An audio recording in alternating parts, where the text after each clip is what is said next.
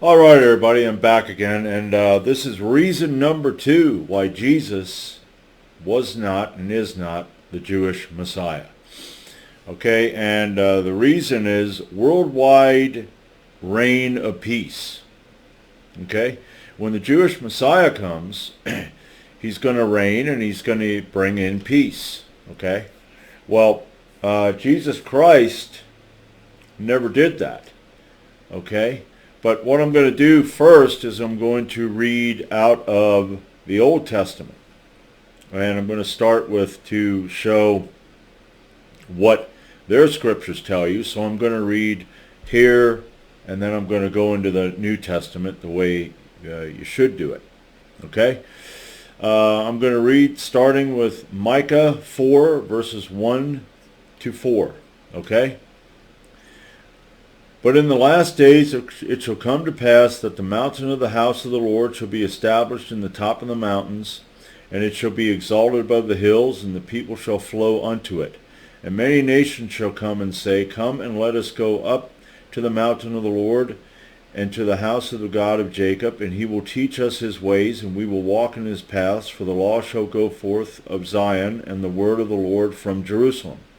And he shall judge among many people, and rebuke strong nations afar off, and they shall beat their swords into plowshares, and their spears into pruning hooks. Nation shall not lift up a sword against nation, neither shall they learn war any more. But they shall sit every man under his wine and under his fig tree, under his vine and under his fig tree, and none shall make them afraid, for the mouth of the Lord of hosts hath spoken it. Okay, now according to the Christians, you're going to have a future tribulation, and at the end of that, you're going to have, which is going to be horrible persecution on anybody that resists the Antichrist, and then you're going to have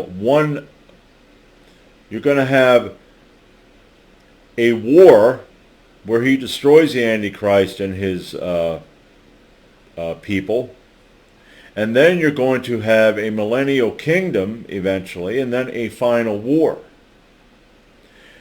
And then, after that, you're going to have peace. Now, during the millennial kingdom, you're going to have peace.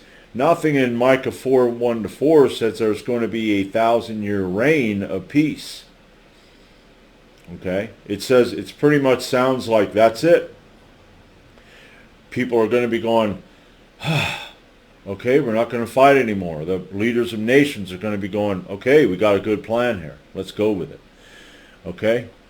Now, let's see. What do I have here? Okay. Isaiah 2, 1 through 4. The word that Isaiah the son of Amoz saw concerning Judah and Jerusalem. And it shall come to pass in the last days that the mountain of the Lord's house shall be established in the top of the mountain, and it shall be exalted above the hills, and the nations shall flow unto it. And many people shall go and say, Come ye, and let us go up to the mountain of the Lord, and to the house of the God of Jacob, and he will teach us his ways, and we will walk in his paths. For out of Zion shall go forth the law and the word of the Lord from Jerusalem. And he shall judge among the nations, and shall rebuke many people, and they shall beat their swords into plowshares, and their spears into pruning hooks. Nation shall not lift up sword against nation, neither shall they learn war any more. Pretty much like Micah. Okay? So, there we have peace. Now, what happened when Jesus came? We'll just go through two verses of what Jesus said. Okay? The first is Matthew 10, verse 34 to 36. Think not that I come to send peace on the earth. I come not to send peace, but a sword. For I am come to set a man at variance against his father, and the daughter against her mother, and the daughter-in-law against her mother-in-law. And a man's foes shall be they of his own household. That doesn't sound very peaceful. Sound like he came to start trouble. Okay? And Matthew 24, verse 6, a very famous passage. And ye shall hear of wars and rumors of wars. See that ye be not troubled, for all these things must come to pass, but the end is not yet. Now, Nowhere in the scriptures, in the Gospels, did Jesus say, I'm going to bring peace. What happened was, okay, way out there in the future, I'm going to bring peace. But in Micah, okay, and we'll even go back here to Isaiah, okay, Isaiah 11, 1 through 11.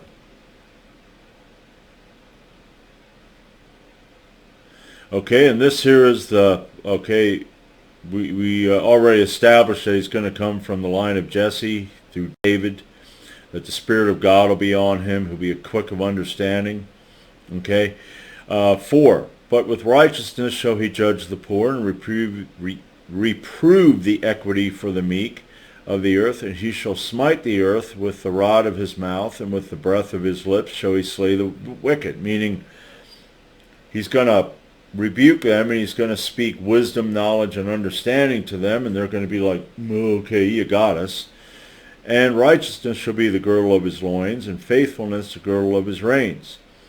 The wolf will dwell with the lamb, and the leopard shall lie down with the kid, and the calf and the young lion and the fatling together. And a little child shall lead them.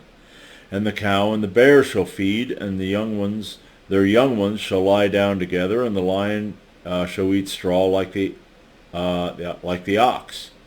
And the suckling child shall play on the hole of the asp, and the weaned child shall put his hand in the cockatrice den. And they shall not hurt or destroy my holy mountain, for the earth shall be full of the knowledge of the Lord, as the waters cover the sea.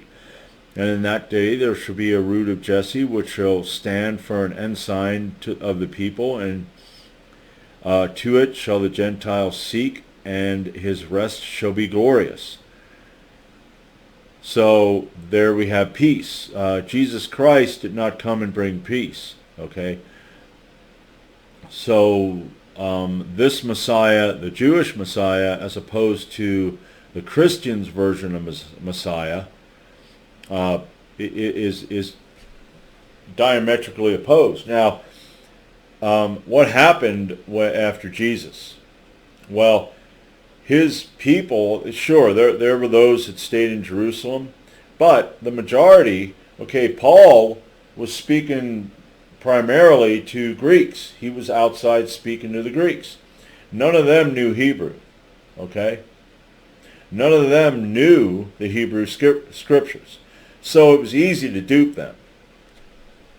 But the Messiah, when he comes, and in Isaiah 11, this whole chapter right here, all the way to 12, there's no break in here that says, and at a point he's going to be cut off, and then he's going to die, and then this will happen 1,000 or 2,000 or 3,000 years later. So that's reason number 2 why Jesus Christ is not the Jewish Messiah. And I'm going to be coming back with reason number 3. I forget what that is, but I'm going to come back with that. I don't have it written down here, but there you go. Like I said before, let me know what you think. Like, subscribe. Don't subscribe. Whatever. As I said before, I'm going to continue to make these videos as I learn more, and I just suggest that you do the same. If you're a Christian, and you gotta, like I said before in the last video, that box, you gotta get out of that box, okay? It's conditioning, it's brainwashing, and it ain't good for you, okay? So that's all I have right now, and like I said, I will be back. I'll probably make maybe one more video depending on how things go, but I got supper getting ready, so that there's going to take priority. So that's all I have right now, and until next time, I'm David Kramer, the Critical Thinking Christian.